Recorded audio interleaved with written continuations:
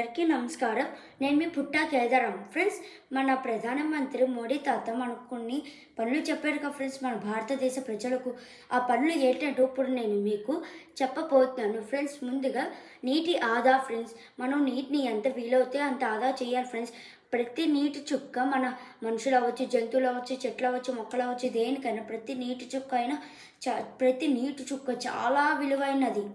ఇంకా బంగారం ధరలు. ఫ్రెండ్స్, మనం ఈ ఒక్క ఏడాది బంగారం కొనకుండా ఉండాలి ఫ్రెండ్స్. ఎందుకంటే మన భారతదేశం బంగారంను వేరే దేశాలు, ఇతర దేశాలపై ఆధారపడుతుంది ఫ్రెండ్స్. ఇంపోర్ట్ అవుతుంది వేరే దేశాల నుండి, విదేశాల నుండి మన భారతదేశంకు.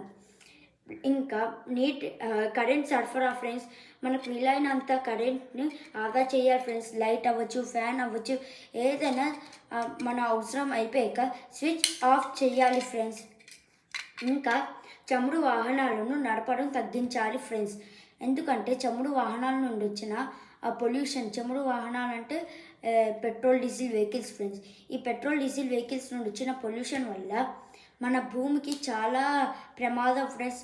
మన భూమి చుట్టూ ఒక లేయర్ ఉంటుంది ఫ్రెండ్స్. అది చాలా పెద్దగా ఉంటుంది ఫ్రెండ్స్. పుస్తకం అంత బండగా ఉంటుంది, కానీ ఇప్పుడు అది చిన్న కాగితం ముక్క అంత చిన్నగా సన్నగా అయిపోయింది ఫ్రెండ్స్. ఎందుకంటే ఈ మన గాలి వల్ల, మన గాలి ఇప్పుడు చాలా పొల్యూషన్ అయిపోయింది కదా ఫ్రెండ్స్. చాలా పొల్యూటెడ్ అయిపోయింది కదా. అండ్ మన చమురు వాహనాల నుండి వచ్చిన పొల్యూషన్ వల్ల, దానివల్ల ఇంకా ఆ లేయర్ ఏం చేస్తుందంటే, మన సూర్యుడు ఉన్నారు కదా ఫ్రెండ్స్, ఆ సూర్యుడి నుండి భూమికి వచ్చిన అల్ట్రా వైలెట్ రేస్ని ఆ అల్ట్రా వైలెట్ రేస్ భూమి మీద పడకుండా ఆపుతుంది ఫ్రెండ్స్. ఇవే ఫ్రెండ్స్ మన ప్రధానమంత్రి మోడీ గారు మన భారతదేశ ప్రజలకు చెప్పింది. ఇవి మనం బాగా పాటిస్తే మన దేశం చాలా బాగుంటుంది అని నా అభిప్రాయం.